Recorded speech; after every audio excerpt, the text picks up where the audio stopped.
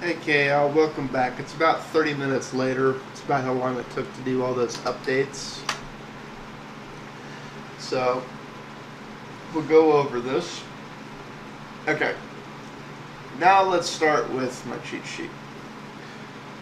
After you do updates, depending what type of user you are, there is a minimum one installer I recommend you update while you still have Synaptech open. I recommend you you can find this one of two ways. You can just put your cursor, click on anything in here, and just start typing. Which is where you're typing is update, and you'll find it. It's Update-Notifier. Or you can search for Update-Notifier. Or just search for update and you'll find it. But find the pack called Update-Notifier. Check mark for install. Another pack I recommend for anyone new to Linux, I still recommend you get to know the Linux equivalencies of stuff, but odds are you're transitioning off of Windows and you're going to have a bunch of little Windows tools and stuff. You may want to install something like Winamp or who knows. I think Armoc's far superior. This is why I recommend this with half-heartedness. But the other pack I recommend installing is this little thing called WINE, because that will allow you to run a good number of Windows programs. This will let you run games. It will let you run Photoshop. It'll let you run a lot of things. However,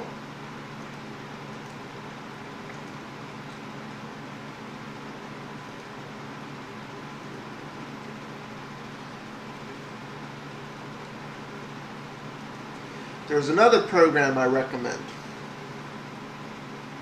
Let me go ahead and start that update. Once you've checked those, they'll turn green. They'll have a little arrow thing on them. Go ahead and just click apply. It'll warn you, oh, we're installing things. Here's the other thing I love about PC Linux, which admittedly even Ubuntu hasn't gotten right. In PC Linux, when I tell it to install a pack,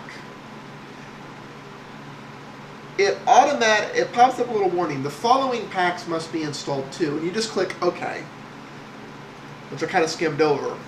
But I only told it to put this pack and this pack in. It knew this pack needed this pack. As a result, you don't just get the pack, but all the other packs it's dependent upon to run.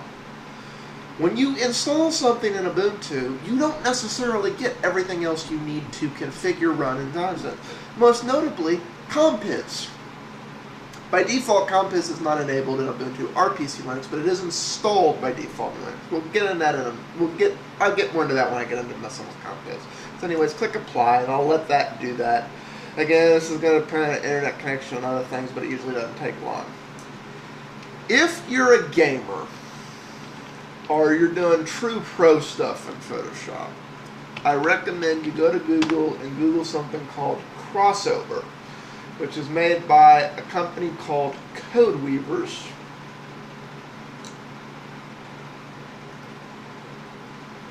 Now it's going to switch back and tell me it went ahead and updated. So I'll cover something real quick. There.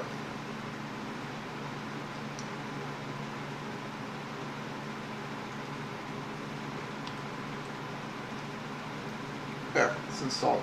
Now I'll have to reboot the system. I'll have to restart the session to get that. Anyways, I recommend you buy this program if you have true pro stuff. It's not a lot. Crossover Pro for Linux, which includes, better support for Windows applications, true support for Windows plugins, the subset Crossover Games, which is a must-have for gamers, that allows them to truly integrate into the desktop environment as opposed to just running really virtually other stuff. And it's only $70. It's $69.95. So I really recommend getting this. The one you're going to want is the Madriva build, but it's worth it. If you really want Microsoft Office, this is another program I recommend getting crossover for. Microsoft Office is real hit or miss with Wine. Some work great, some don't. They all work with crossover.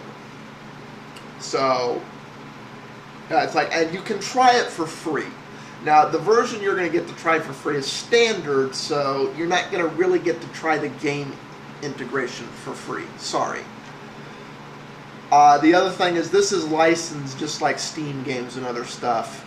This $70, it isn't $70 per computer, it's $70 per user. You can install this on all your computers legally within the terms of the license agreement, so you can, run your stuff on all your machines and all this stuff. So, like $70, worth investing if you have a considerable investment in Windows stuff.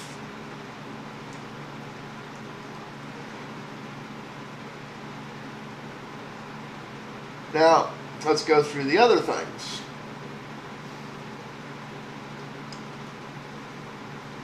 This little icon down here that's a blue circle with a screwdriver and a wrench in it is one of the reasons I also recommend PC Linux for new people.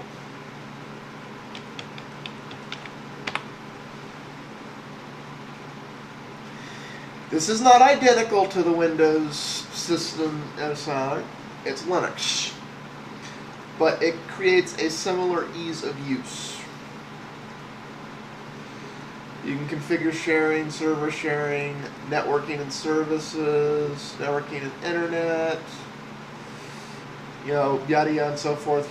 Your internet connection, Wi-Fi settings, your shared your VPN. It's like all of this stuff can be managed here. What we're interested in going in here for is two things. Setting up the graphical server. As you'll notice right now, my monitor is set ridiculously low, but it recognizes that I got a high def monitor here, so I'm going to change it to the 1920 by 1440. And then click OK. Go ahead and test it. Like if you'll notice, it flashed the NVIDIA thing, yada yada yada yada. It's like, okay, that's good.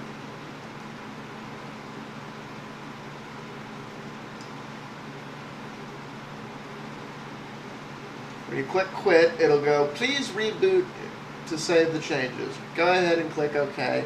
While you're in here, turn one more thing on. Turn on the Compiz Fusion effects.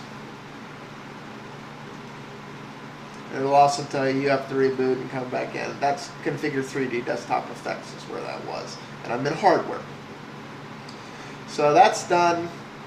And you can either reboot like it wants, or you can just do leave, log out, because you're ending your current session. Also, one more thing. Like I said, this is a really... some people love this. This loads a lot faster. If you prefer the Vista Windows 7 style menu bar, here's how you get it. You go to the PC icon down here, right click on it, and say switch to kickoff style.